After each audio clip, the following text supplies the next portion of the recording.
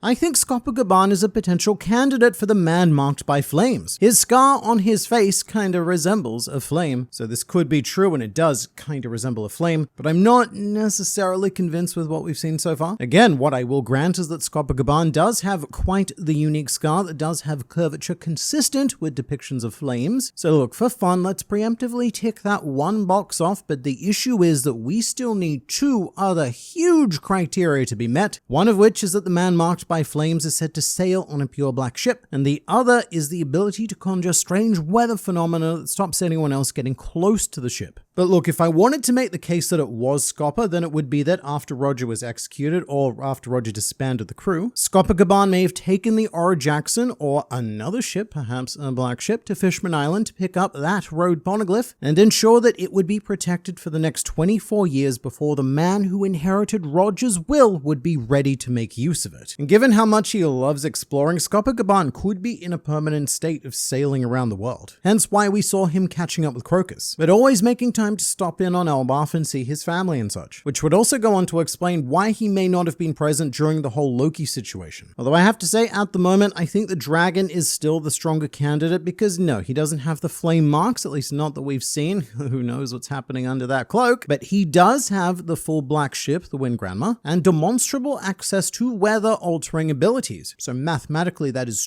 a mighty 2 points in favor of dragon and just 1 in favor of Scopper at the moment. But I am very, very open to it being Scopogaban as well. And having brought up interestingly shaped sort of scar marks, I didn't notice this the first, second, or even third time I read the chapter, but within the ruins of Ortis Castle, the site of the battle between King Harold, Loki, Jarl, and the 100 giant dudes, there is a very familiar slash mark on the wall which is very, very Shanks. Or I guess very, very Blackbeard because he's the one who made the scar. And I know that this likely has no connection to that situation at all, but it is a very interesting mark, untypical of what a giant would conjure. So to me, it points to one of two possibilities. One is that the assault on Ortis Castle featured Loki's animal friends who did a bit of a rah, but the other possibility is that this may be a hint towards Loki's devil fruit being a Zoan, perhaps initially suspected by many a Fenrir wolf-style Zoan fruit. And it was Loki who made this mark. The Mountain Eater is only one of his epithets. He's also known as the Canyon Filler, the Mountain Penetrator, the Cave Dweller, the Cave Painter, the Love Juice Swimmer, the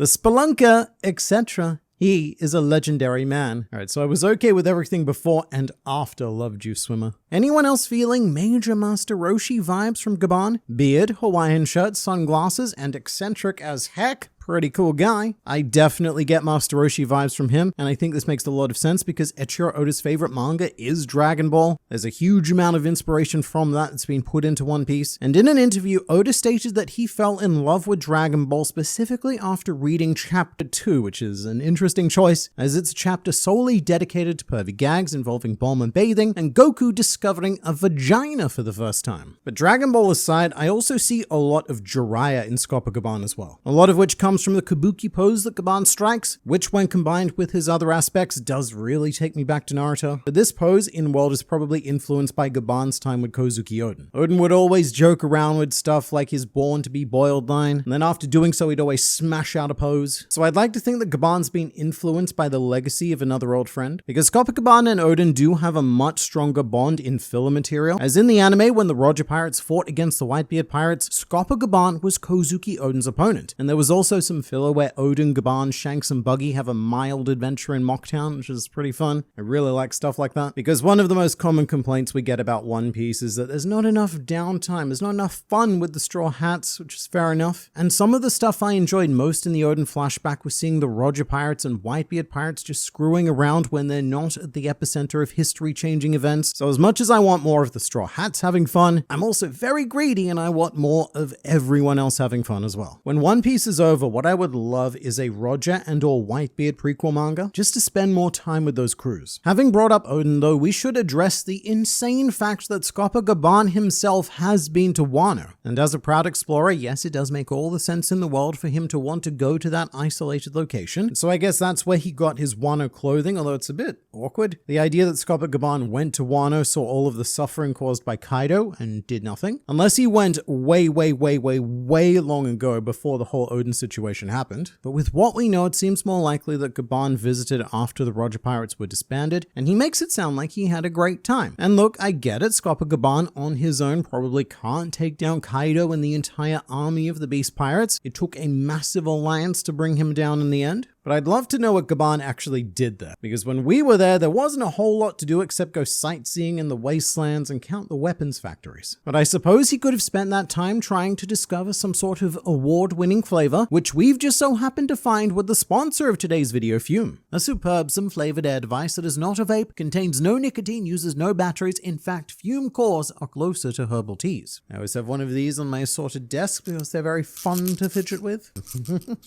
And every now and then you just got to have a bit of that sweet flavor, which on this extremely rare occasion is not orange vanilla because I've run out of that. So today it's all about making way for grapefruit. But other flavors are available, such as the black licorice core, for those moments when your day needs the exciting darkness of a to storm on in and create an incident of global proportions. The Fume are also backed by doctors in the US and continuously invest in third-party studies to ensure the safety of their products. And Fume have now served over 300,000 customers, including me, and you can be another by clicking my link in the description. And if you order the Journey Pack, which is pretty cool and you should, then you can use my code GRANDLINEREVIEW to get a free Fume topper, an awesome accessory to level up your experience. Highly recommended, especially because it's free. So just go to tryfume.com/GrandLineReview or scan the QR code on screen. And thank you so much to Fume, because it's their sponsorship that allows us to bring you the best fictional pirate content possible as often as possible. So definitely try them out, but for now it's back to you.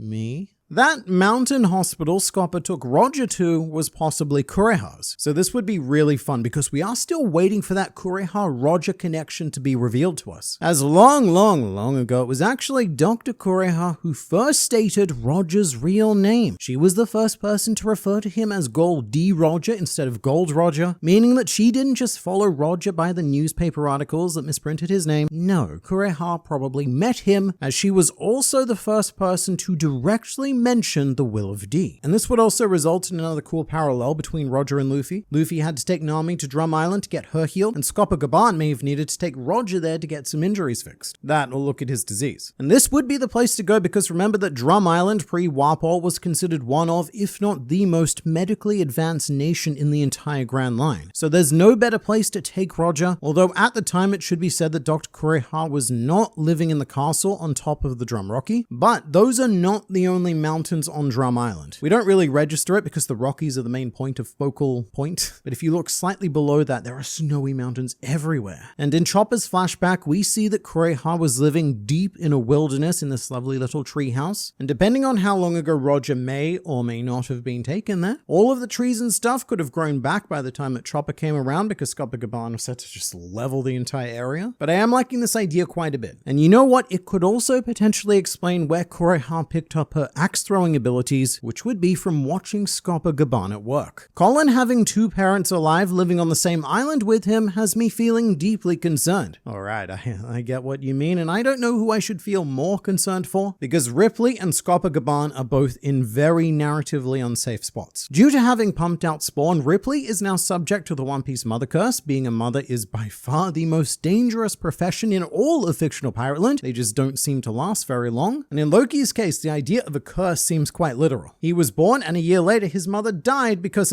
she had a child. However, Scopper Gabon also has a curse. He has the curse of being an old mentor. He's an old man who's had his time in this world with something of importance to pass on to the next generation before he promptly passes on. And I guess the question becomes, whose curse is stronger? Does the mother curse outweigh the wise old mentor curse? Or do they both activate and Colin goes on to become a proper shonen orphan, ready to become the protagonist of his own Colin manga? The flags are all there, but if I had to guess, I can't see Oda killing Ripley outside of a flashback, so she might be safe. Meanwhile, Scopper Gabon is a maybe. I would really like him to stay alive, at least for the final war, just because I would love to see a reunion between him and Ray Lee, and to see the wings of the previous Pirate King help to launch the new Pirate King. But while we're here, we should point out that Scopper is very much following in the pattern of the Roger Pirates, which is that each of them seem to have gone on to live very flood-proof lifestyles. Crocus lives inside a whale, Rayleigh took up ship coating so he can sail underwater, and now Scopogaban is living on the tallest island possible that I guess isn't a sky island. Although, actually I wonder how tall Elbaf is. It might reach Sky Island heights.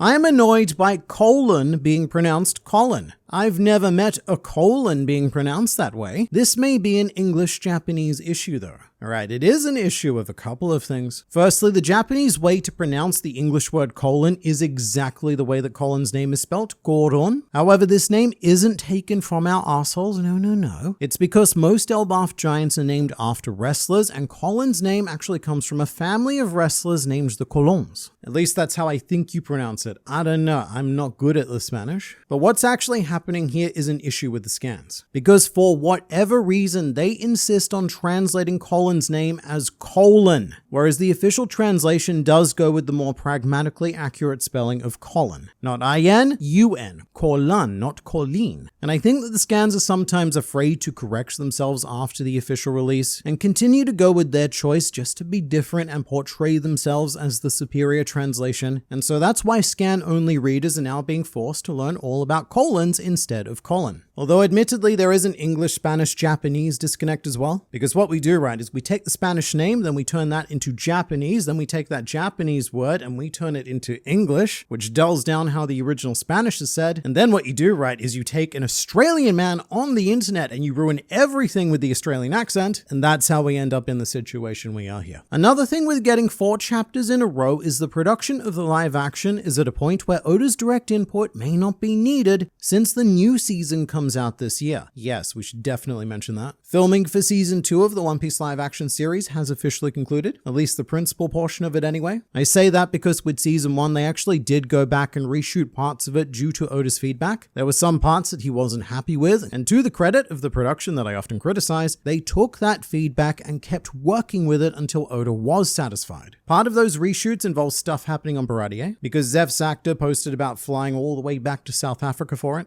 So I actually don't know if Oda becomes less or more involved now that we're in post-production, although my suspicion is that at all times he's far less involved than people like to say. I often see statements being made like Oda chose the cast himself, and yes, it's technically true to some degree. Oda is given final approval of the casting choices, but that's more of a thumbs up than a sitting in an audition room kind of thing. What we should remember is that Eiichiro Oda doesn't speak English, so there's only so much input that he can have on casting English-speaking actors. So I think it's more of a situation where the casting makes their choice, then sends it to Oda for a thumbs up or a thumbs down. You know what's funny? It's that they have a whole dude who went to Laugh Tale in person, and they're still out here arguing about an interpretation of the Harley text. That's a good point, and it actually reminds me of the words that Silver's Rayleigh said to Robin about the whole idea that even after she reads and discovers the true history, Robin may find a different answer to the ones that the Roger Pirates did, which seems very consistent with the Harley text. So even though, yes, the Giants do have someone living with them who's been to Laugh Tale and discovered the true history of the world, it doesn't necessarily mean that that knowledge has solidified one interpretation over the other. And it's also possible that Scopogaban hasn't even told anyone what they found on Laugh Tale for whatever reason. Like maybe he feels like telling people too early would be influencing the overall outcome. I think it makes sense that Oda introduced him like this. Casual fans probably have no idea who Scopogaban is. Even if they recognized his face, I'm sure they wouldn't remember his name.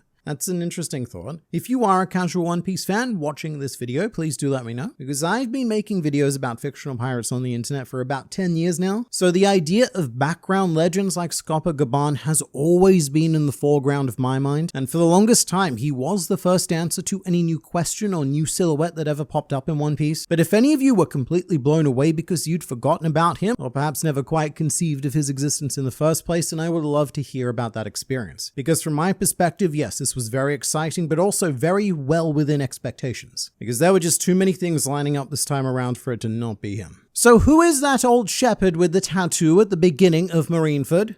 So that old shepherd is a character who's gone on to get much more focus in this fan base than he probably deserves. For anyone unaware, this comment is referring to this character who appeared on an unknown island in East Blue, talking about how if Whitebeard was wise, he would not show up to try and save Ace. And I don't know who's responsible for this trend, but one day, a decade or so ago, a YouTuber decided to make a Scopogaban theory and use this man as the thumbnail for that video. claiming that he was Scopa-Gaban, which started a trend of everyone using this old man not just for Scopa-Gaban videos, but to talk about any lurking legend and any fabled One Piece world character whose whereabouts were currently unknown. And I suppose this chapter officially marks the end of that decade-long trend. The portal being in the old throne room and not disappearing implies that it was already there. So the theory that Harold was in contact with the world government might have more weight now. That is indeed the other thing. This could be a permanent gateway from way back, and if so, someone had to place it there. Which is another point very much not in favor of King Harold's intentions, to have this fast travel to the highest authority of the world government sitting right in front of his throne. But I'm also starting to become a bit suspicious of Jarl as well, for quite a few reasons that I'm going to detail in a video of its own. But for now, with the portal, it may actually be the answer to a logistical issue we've had in the past, which is the issue of how Mother Carmel conducted her orphan selling business. We do see her meeting with Cypherpol agents on her new island after needing to leave Elbaf to sell orphans to the world government. But how did she conduct business prior to this on Elbaf? World government ships probably didn't just casually sail up to the island without being noticed. But a handy teleporter makes this sort of trade very logistically feasible without anyone noticing. Anyone except the king, whose throne is right in front of the circle, that is. So I really cannot wait to dive more into Harold, because he's either going to be one of the most tragic figures in all of One Piece history, or he's going to be one of the most evil and most detestable.